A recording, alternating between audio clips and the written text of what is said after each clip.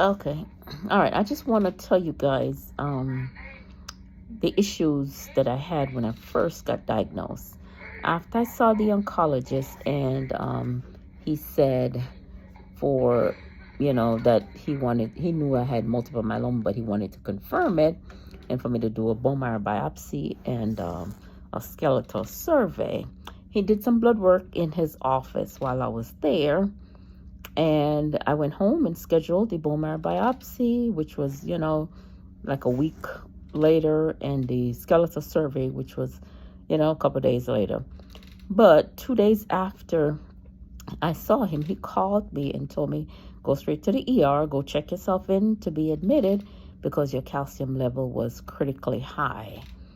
So I went and checked myself into the hospital. When I got there, my calcium level was through the roof, very critically high, and that was what was causing my palpitation. My heart rate at that time was also, I was also in SVT. My heart rate was 170 plus beats per minute, 180. It went up as high one time as to 214.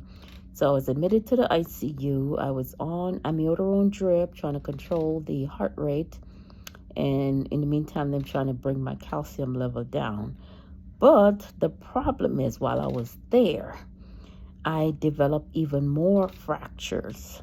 I had 7 fractures in my thoracic spine. There's 12 vertebrae in my thoracic, and the MRI was done of just the thoracic, and 7 of those vertebrae was compressed, was fractured.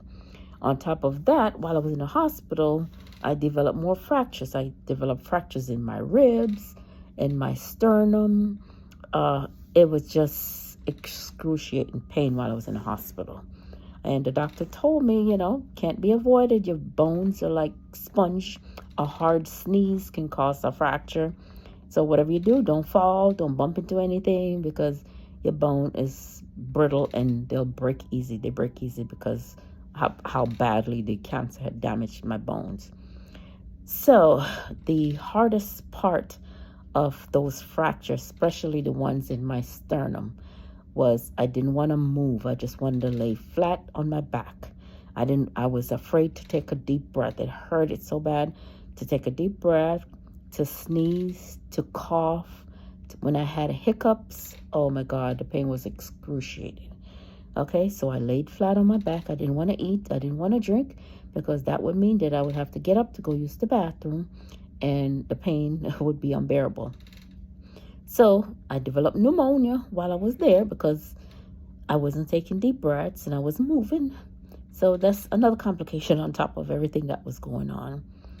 So I'm telling you, I have 4 children, and I would deliver them all over again without epidural versus going through those pains, especially in my sternum. Because every time I take a deep breath or cough or sneeze or hiccup, it felt like the fractures was just reopening, like it would just expose again. It hurted so bad. I can't explain how bad that pain was.